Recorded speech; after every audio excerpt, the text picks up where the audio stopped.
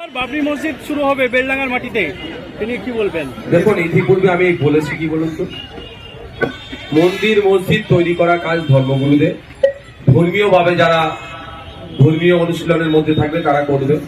সরকারের কাজ হচ্ছে শিক্ষা, স্বাস্থ্য, কর্মসংস্থানের ব্যবস্থা করা।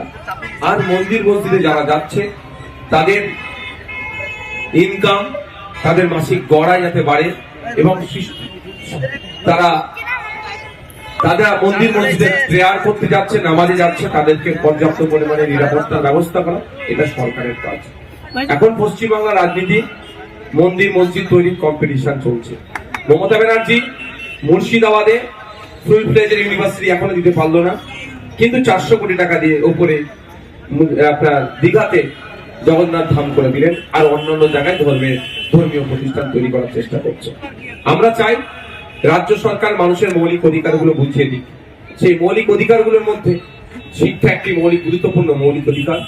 আজকে 2012 থেকে 2024 পশ্চিমবাংলায় 25,000 প্রাইমারি স্কুল বন্ধ হয়ে গেছে। সেগুলো খোলার তো দূরের কথা, দার্জিলিং এ 25 একর জায়গা দিচ্ছে আবার মন্দির তৈরি করার জন্য। মানে এটা হচ্ছে এই ধর্মের রাজনীতি করার চেষ্টা করছে। আমরা কম বেশি কেউ ধর্মে বিশ্বাসী, কেউ অনেকে ধর্মে বিশ্বাসী নেই, সে পরিমাণ যদি অল্প, যে যার ধর্মে বিশ্বাস করুক আর নাই করুক, অপর ধর্মকে আমরা রেসপেক্ট করি, আর আমাদের সংবিধান। কিন্তু আমাদের সাথে সাথে এটাও জানতে হবে, ধর্মচারণ একটা যেমন পাঠ, সাথে সাথে এইগুলো একটা মানব জীবনের গুরুত্বপূর্ণ পাঠ।